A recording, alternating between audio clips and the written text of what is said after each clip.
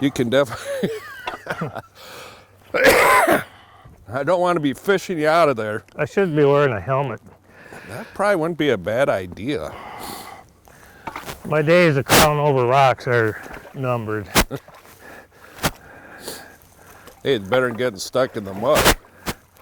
These lakes are pretty good. I got stuck in the mud last fall duck hunting. Ah!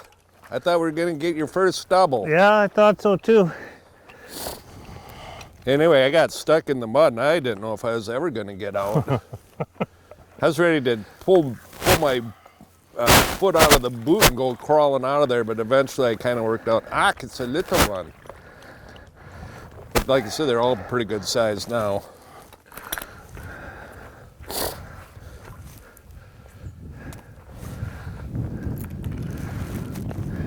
Well, that's why that big fur dealer, the old Oshman, that's why they were based in Mankato, because of Swan Lake.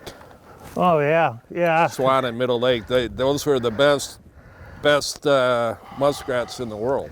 Yeah, it's two big marshy lakes and Right. lots of little bayous and coves. You can get lost out there. And I read You can definitely get lost. I out read there. an old article about, a lot of people, not only did they subsidize their income, that was their main source of income. Well, remember Shooks? Yeah, So I mean, they were like a car dealership. That was their business. They were the first like factory type trappers I'd ever seen, and they'd have everybody going out and setting for them on opening day, and then they would go from there. But you go in there and Herman Oshman, the first thing you know, hey boys, he had that accent, and hey boys, where you been? Where you trapping? And if you said Swan Lake, he'd probably be more likely to give you a little bit better price on the deal. And didn't figure that out till later. Oh, got him at the dump,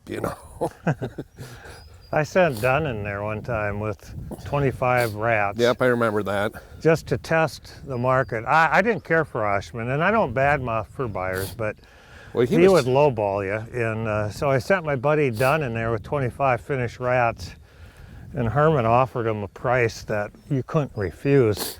And of course I told him don't sell, and he walked out. And Well, you know why he did that. well, in any way, Herman was pissed, and you don't ever come back here. Well, he would do that too if somebody brought in like roadkill. So he did that. He gave him a good price. Because And then it was he'd only spread the 25 word. rats, so he wasn't going to lose that much money on the deal. And then he was going to go, God, look how much money I made trapping these rats. Or somebody they were worth, somebody come in with a big roadkill and he gave him like $40. Well, he was going to tell the world about how much money he gave him.